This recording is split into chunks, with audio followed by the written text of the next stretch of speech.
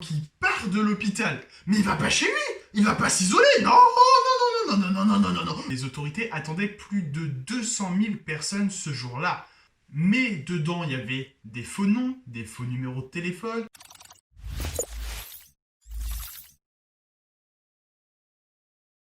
C'est le retour. C'est le retour de moi qui fait des vidéos sur YouTube. Mais aussi du coronavirus en Corée du Sud. Et pour être sincère avec vous, cette seconde vague, elle est très proche de la première. C'est un peu du on prend les mêmes et on recommence. Souvenez-vous, lors de la première vague sud-coréenne, c'était une secte située à Daegu qui était plus ou moins responsable avec certains de ses membres qui s'étaient rendus en Chine, tout proche de Wuhan, et qui était ensuite revenu et avait continué les activités de façon totalement normale, ce qui avait foutu un merdier pas possible. Et ben là, c'est quasiment la même situation, sauf que cette fois-ci, la secte est située à Séoul et non pas à Daegu, et on n'a encore une fois pas du tout respecté les règles, malgré les appels et les rappels du gouvernement auprès de cette secte et de tant d'autres aussi, et ce qui devait arriver arriva. La secte Salan Jail est dirigée par le pasteur Jun Kwon-hoon, qui est aussi à la tête d'un parti d'extrême droite. Pour bien comprendre un peu comment j'allais dire s'est passé, mais comment se passe, on est vraiment... j'espère pas, mais je pense que si, au début de cette seconde vague, le 15 août, en Corée du Sud, est un jour de fête nationale puisqu'il s'agit de la libération de la fin de l'emprise de l'Empire japonais sur la Corée du Sud.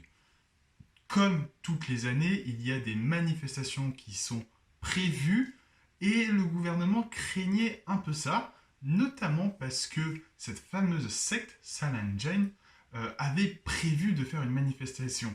Mais dans les quelques jours qui ont précédé le 15 août, il y a eu plus de 100 cas déclarés dans cette secte. Le gouvernement a donc interdit au pasteur Jun d'organiser des manifestations comme celui-ci souhaitait le faire. Évidemment, tu te doutes bien que si aujourd'hui je fais cette vidéo et si toi tu regardes cette vidéo, c'est que le pasteur Jung, il n'a pas totalement écouté les ordres du gouvernement. En effet, le pasteur Jung souhaitait organiser sa manifestation pour protester contre la politique de Moon Jae-in, et vu que ça lui a été interdit, il a eu la bonne idée de ne pas organiser la sienne, mais de se joindre à une autre qui était organisée par d'autres groupes politiques. Il faut savoir que les autorités attendaient plus de 200 000 personnes ce jour-là. Donc évidemment, sans grande surprise, ils ont demandé à tous les gens de la secte Salam Jail de rester chez eux, d'être en auto-confinement, parce que les mecs, ils n'avaient pas testé tout le monde. Ils avaient à l'époque estimé à 4000 personnes, peu de temps après ils sont passés à 6000 personnes, sauf qu'ils ont eu beaucoup de mal à contacter toutes les personnes qui ont participé aux cérémonies de la secte. Eh ben oui, la Corée du Sud, c'est plutôt bien organisé. Il faut savoir que lorsque vous allez dans un lieu public, un bar, un restaurant ou une secte, dès que vous entrez dans le bâtiment, vous êtes censé indiquer votre nom, votre prénom, votre adresse, votre numéro de téléphone, c'est écrit quel jour vous êtes venu, l'heure à peu près. Donc il y a vraiment un suivi plutôt bien organisé qui permet de dire voilà, si jamais moi, Mathieu Roux, je suis allé dans un restaurant et qu'après on sait que j'ai coronavirus, je dis voilà, je suis allé là, et eux ils regardent et ils savent très bien qui était là et ils peuvent les appeler. Sauf que la secte, alors elle l'a fait, mais dedans il y avait des faux noms, des faux numéros de téléphone, parfois ils prenaient des identités d'autres personnes, hein. On est sur une secte catholique, il y avait des noms, des numéros de téléphone de personnes qui sont bouddhistes, donc tu te doutes bien que c'est un peu problématique, et c'est pour ça que les autorités ont eu énormément, et ont encore énormément de mal à contacter tous les membres. Il faut savoir que, alors, ça a commencé un peu à sortir après le 10 août. Donc on va dire à partir du 10, entre le 10 et le 12 août, j'ai plus la date exacte en tête. Il faut savoir que le lundi 17 août, sur plus de 6000 personnes qui doivent se faire tester, les autorités ont pu en contacter seulement 600 et quelques. Donc pour revenir à notre histoire du 15 août, notre cher Pastor June a eu la clairvoyante idée d'aller tout de même à la manifestation avec un grand nombre de ses suiveurs qui l'ont accompagné. Cette manifestation du 15 août pour protester contre la politique du gouvernement Moon Jae-in, eh ben c'est majoritairement des gens de droite, extrême droite, donc des gens plutôt âgés et qui ont, selon les personnes, on va pas dire tout le monde parce que ça serait faire une généralité et ça serait totalement faux, mais il y en avait un certain nombre qui n'ont pas respecté les gestes barrières. Bon, déjà, tu te dis 200 000 personnes à un endroit, juste la distance, tu sais que c'est mort et que c'est pas respecté, mais tous d'ailleurs aussi n'avaient pas forcément de masque. Et ici aussi, et ce qui devait arriver arriva, c'est le début de ce qu'on peut considérer comme la seconde vague de coronavirus en Corée du Sud. Évidemment, notre cher et grand visionnaire, le pasteur June, sera testé positif le 17 août. Et malgré toutes ces acclamations, toutes ces prévisions, hein, parce qu'il a quand même, bien évidemment, c'est une secte, c'est un gourou, comme toute secte, comme il se respecte, et ben il a dit à ses fidèles que Dieu les protégera du coronavirus. Et si jamais ils sont atteints, Dieu les soignera. Et si jamais il ne les soigne pas, de toute façon, le paradis est la destination finale. Donc c'est pas si grave que ça. Mais évidemment, lui, le pasteur, alors il a la foi en Dieu, mais mollo quand même. Hein.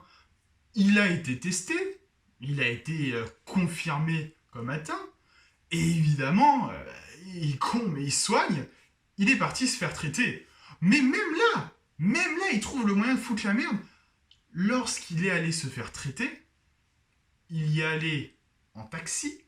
Sauf qu'il est allé en taxi en marchant dans la rue sans porter son masque correctement. Et dans le taxi, toujours au téléphone, sans porter son masque correctement. Donc on est sur un niveau de connerie quand même bien élevé. Et ce n'est pas tout du tout. L'histoire va continuer. Pour vous raconter quand même quelques histoires un peu loufoques, un peu ouf, et vraiment incroyables, des gens qui sont membres de cette secte. Un des membres a été testé positif pour le coronavirus à Pajou. Alors qu'il se trouve à l'hôpital afin de recevoir des traitements, le mec décide de se faire la malle. Donc il part de l'hôpital. Mais il va pas chez lui, il va pas s'isoler. Non, non, non, non, non, non, non, non, non, non, non, non, non, pas du tout. Il va dans la ville. Il va dans un café. Il traînouille, il passe sa commande, il reste pendant 1 heure dans le café. Puis après il part, machin, tout ça. Le mec, il a été arrêté bien plus tard, à 1 heure du matin, à Sinchon. Oui, Sinchon, à Séoul. Le mec a fait Pajou, Séoul. Alors, je sais pas s'il a fait ça en voiture ou en transport en commun. Transport en commun, hein, c'est quand même plus d'1 heure de transport en commun. Mais Sinchon, c'est un lieu... alors bon, touristique, c'est pas trop le problème, parce qu'à l'heure actuelle, il n'y a pas trop de touristes, mais c'est un lieu qui est quand même vivant. Quand c'est touristique, il y a quand même aussi pas mal de locaux. Et le mec, pareil, il s'est pas fait arrêter comme ça chez sa sœur, hein, non. Il était tranquille dans son petit café, en train de boire je sais pas quoi, mais en train de le boire pépouze, en mettant la vie de tout le monde à côté en danger. Ah mais ils sont déraillés, hein. Et il y a pire. Ah bah oui, bah bien sûr qu'il y a pire. Ah bah oui, non mais lui c'était limite un petit joueur. Bah évidemment, elle était au rassemblement, tout ça, donc les autorités coréennes disent faut peut-être que tu te fasses tester, la meuf elle veut pas, non, non, t'as vu, pas besoin.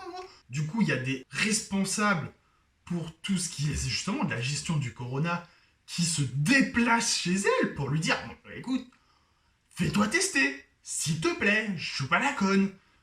La fille retire son masque. Bon, point positif déjà, elle avait un masque, hein, mais elle retire son masque et a fait bah non, ça va les mecs, hein, regardez, j'ai pas l'impression d'avoir de symptômes.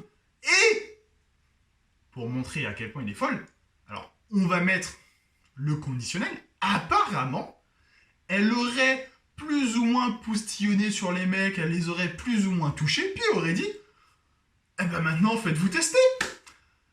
Tu te rends compte de l'insolence quand même? Ah mais gros, c'est ouf. C'est ouf. Et des histoires comme ça, il y en a plein, il y en a plein. Il y en a... En une semaine, mec, moi je traîne un peu... je traînouille, je suis quelques personnes sur Twitter qui relaient pas mal d'articles, machin, tout ça. Mais mec, waouh! En une semaine, il s'en est passé des choses, hein. Ils ont des membres de la secte qui sont allés insulter et frapper des personnes qui travaillent sur les lieux de quarantaine et qui s'occupent des tests du coronavirus. Pourquoi tu fais ça? Ils te protègent. Ah bah oui, parce qu'il faut être cohérent. Il faut être cohérent. Mais avec quoi? Ben laissez-moi vous expliquer. Maintenant, le nouveau cœur de bataille de cette secte et de ce groupe politique d'extrême droite, c'est de critiquer l'administration Moon Jae-in en disant « Le coronavirus est de retour, vous n'êtes pas capable de gérer la crise, c'est de votre faute s'il est de retour. » Et au passage, ils en mettent aussi une petite couche sur les Chinois et les étrangers en disant « C'est leur faute s'il y a le corona en Corée. » Et c'est pas les seuls. Ah bah non, c'est pas les seuls. Cette fameuse grande manifestation du 15 août à Séoul.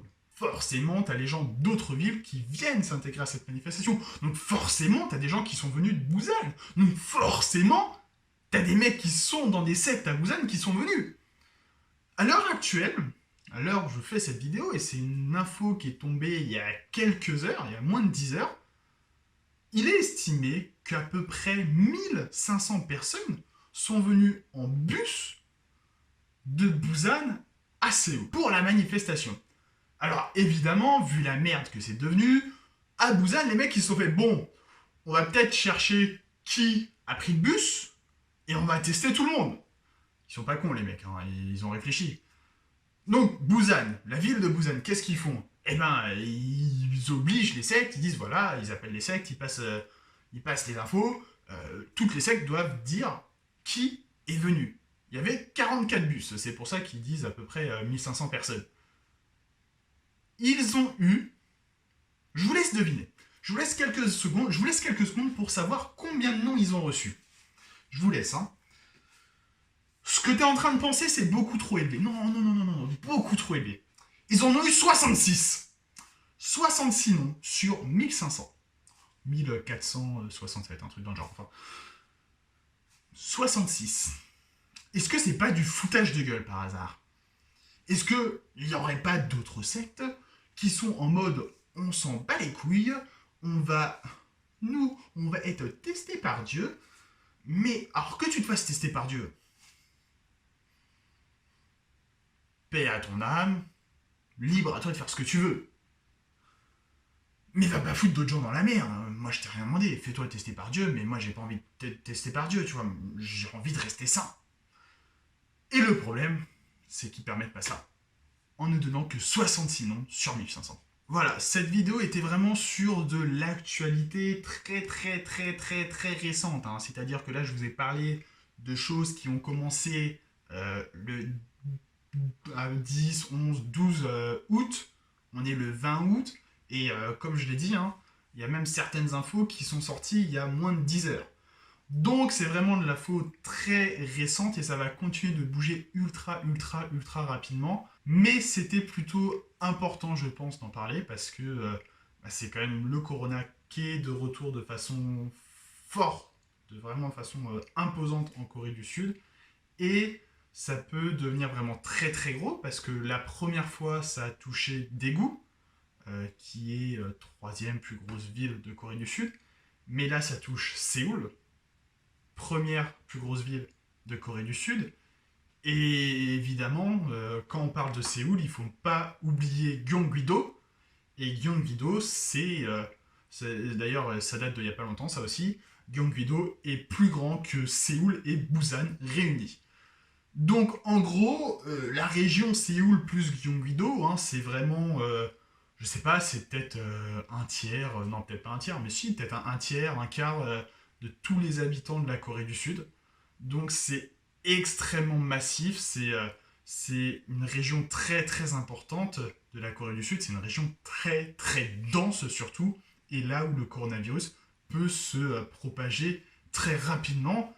Et d'ailleurs, hein, ces histoires de sectes ont fait que le corona s'est déjà propagé dans des marchés traditionnels et autres. C'est aussi important, non pas, alors déjà juste parce qu'il en va de la santé de certaines personnes, hein, mais je sais aussi que beaucoup d'entre vous se questionnent par rapport à comment ça se passe en Corée, tant sur les procédures mises en place, tant sur la façon dont réagit la population, le gouvernement, mais aussi juste pour savoir, parce que beaucoup d'entre vous souhaitent le faire, bah, comment ça se passe pour partir étudier, pour partir en PVT, et tout ça dépend beaucoup de la situation du coronavirus en Corée, mais aussi bien évidemment ici en France et en Europe. Donc, faites attention, portez un masque, ne faites pas les teubés. Excusez-moi de vous dire ça comme ça, mais ne faites pas les teubés à aller fêter des victoires de matchs de foot sans masque. Merci à vous, parce que j'ai envie d'aller en Corée, un de ces quatre. Et si vous continuez à faire les cons, c'est pas possible. Voilà, voilà. Non, très sérieusement, je dis ça en rigolant, mais faites attention, respectez un maximum tous les gestes barrières, les distances de sécurité. Voilà, c'est 1 mètre, 1 mètre et demi, 2 mètres. Plus il y a de distance, mieux c'est. Le port du masque, lavez-vous les mains, gel hydroalcoolique et surtout au savon et à l'eau. C'est ça qui fonctionne le mieux, plus que le gel hydroalcoolique, hein. Sachez que le gel hydroalcoolique, après 4 fois, ça sert à rien. Après, il faut se laver les mains, parce que sinon, ce n'est plus efficace. Donc, vous connaissez tous les gestes barrières, ils vous ont été répétés assez, et il faut vraiment les appliquer. Le corona est encore là, en Corée, mais aussi, et de façon beaucoup plus importante, en France. Voilà, je vous remercie beaucoup de m'avoir suivi pour cette vidéo. N'hésitez pas en commentaire à réagir et à me poser toutes vos questions. Si vous avez des questions justement par rapport au coronavirus en Corée du Sud, je me ferai un plaisir de vous y répondre sur tout ce que je disais, sur la façon dont c'est géré, sur comment le gouvernement réagit, comment les Coréens réagissent ou autre. N'hésitez surtout pas à me dire tout ça et j'y répondrai avec grand plaisir. Et au passage, quand vous scrollez pour aller en bas, abonnez-vous, mettez la cloche et surtout partagez. Salut à tous!